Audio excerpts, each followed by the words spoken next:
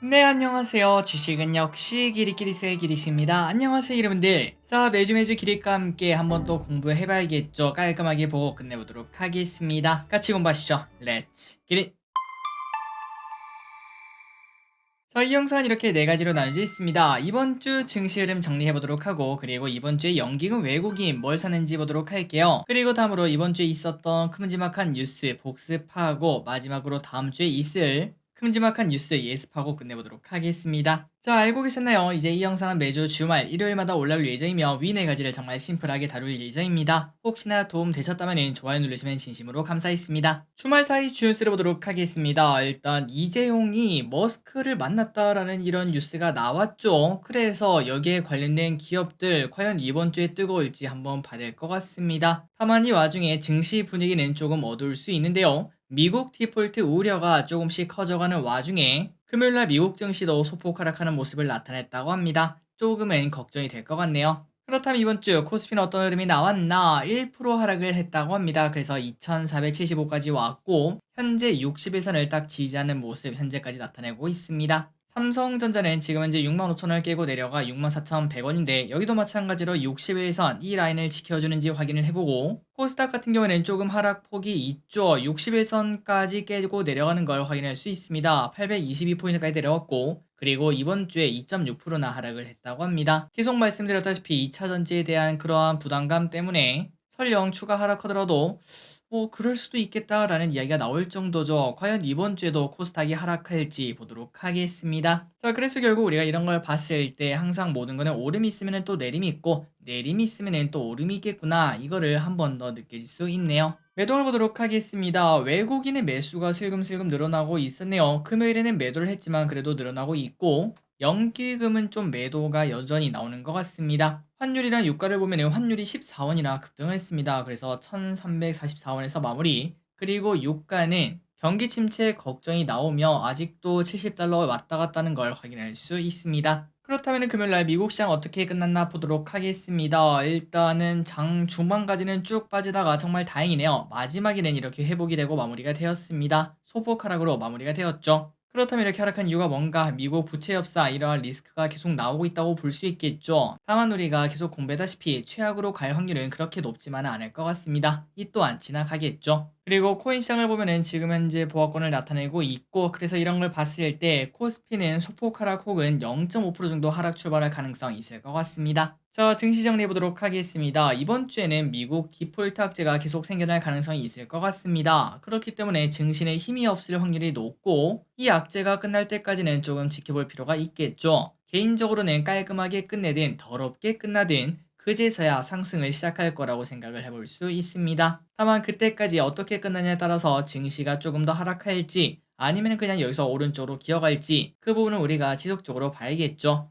아마도 디폴트 악재가 시간이 끌리면 끌릴수록 오는 주에도 해결이 안 된다면 그때는 조금 더 조심을 해야 될 것 같습니다. 그리고 이번 주에 강했던 구제역 관련주, 화장품 관련주, 자동차 부품 관련주, 핵융합 관련주, 로봇 관련주 일단 이 중에서 가장 강한 거는 자동차 부품 관련주겠죠. 그리고 그 외로 이제 구제역, 화장품, 핵융합, 로봇 이러한 섹터도 좋은 흐름을 나타내는데 과연 연속성이 나올 수 있을지 다만 이 와중에 구제역 같은 경우는 갈수록 힘이 빠질 수밖에 없다는 거 이 부분은 참고하시면 좋을 것 같습니다. 그리고 그 반대로 이번 주 약했던 게 게임주, 히토류, 사료주인데 보통 하락하는 친구들은 조금 더 하락할 가능성이 있겠죠. 그렇기 때문에 조금 더 보수적으로 볼 필요가 있을 것 같습니다. 어쨌든 여기까지 보셨다시피 분위기가 일단 지금 봤을 때는 엄청나게 좋을 한 줄은 아닐 것 같은데 하지만 증시는 항상 우리 예상을 뒤집는 게 또 그 맛 아니겠습니까? 예상을 뒤집고 팔딱팔딱 거리는 그러한 증시를 기대를 해보도록 하겠습니다.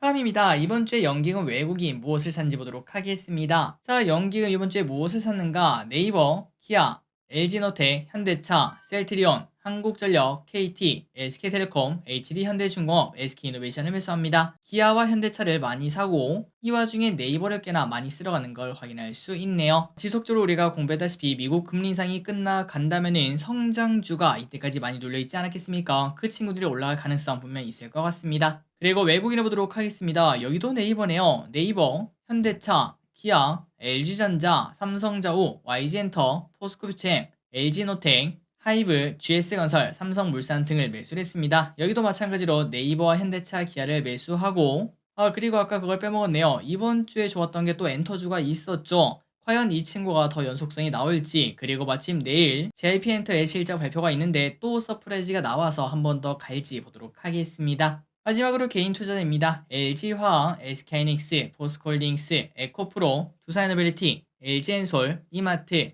삼성SDI, 대주전재료, 바이오니아, 하나에어로스페이스 등을 매수합니다. 다음입니다. 이번 주의 주요 뉴스 복습해보도록 하겠습니다.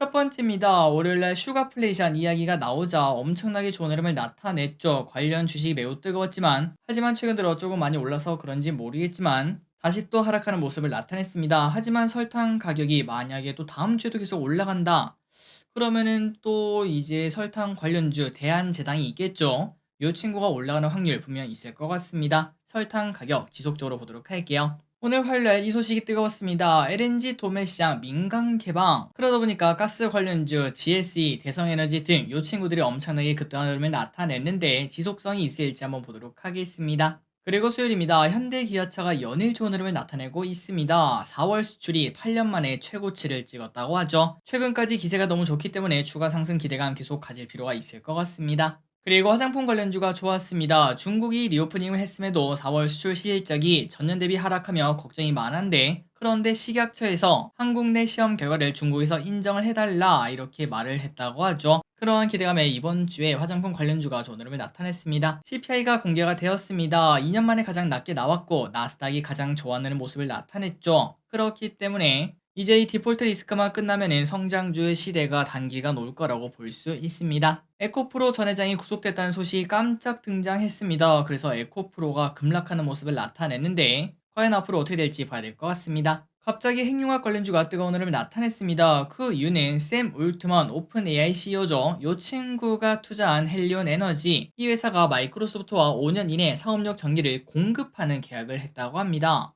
그러니까 실제 공급 계약을 맺으면서 사람들의 기대감이 나왔다고 하는데요. 지속성이 있을지 보도록 할게요. 다만 많은 전문가들은 말도 안 된다라는 이야기를 하고 있다고 합니다. 두산 로보틱스가 상장을 한다고 합니다. 다음 달에 상장 예비 심사를 청구를 한다고 합니다. 미중 사이가 갑자기 또 좋아지는 모습을 나타내고 있습니다. 정찰 풍선 이후에 첫 고위급 회동이 될 수 있다고 합니다. 마지막입니다. 다음 주에 있을 큼지막한 뉴스 예습하고 끝내보도록 하겠습니다. 월요일입니다. 2분기 전기가스요금 결정. 화요일입니다. 한국, 중남미 미래협력 포럼이 열린다고 합니다. 부산국제기계대전이 열립니다. 수요일입니다. 한국, 캐나다 정상회담이 열립니다. 삼성전자 배당금을 받을 수 있습니다. 한 주당 361원을 준다고 하네요. 드론 UAM 박람회가 열립니다. 참고하시면 좋을 것 같습니다. 목요일입니다. 흑해 곡물 협정 만료일인데 아마도 연장될 것이다, 이런 얘기가 많은 것 같습니다. 금요일입니다. 미국 옵션 만기일입니다. 그리고 G7 정상회의가 열립니다. 이 다음에는 정말 많은 정상회담이 우리를 기다리고 있습니다. 바로 나오네요. 일요일입니다. 한국, 독일 정상회담이 열립니다. 다음으로 그 다음 주를 보도록 하겠습니다. 대통령, EU 관계자 면담, 한국시찰단 후쿠시마 원전 방문 예정, FMC 의사로 금통위 등 여러가지 이벤트가 있는 걸 확인할 수 있습니다. 마지막으로 달력을 보고 끝내보도록 할게요. 이러한 이벤트가 있고 이번 주에 공부주 꼭 청약해야 되는 게 있죠. 기가베이스 잊지 말고 청약을 하시면 좋을 것 같습니다. 3초 뒤에 넘어가도록 할게요. 자, 오늘의 공부 여기까지 끝났습니다. 항상 이렇게 같이 공부해서 진심으로 감사합니다. 지금까지 길이셨습니다. 빠이요.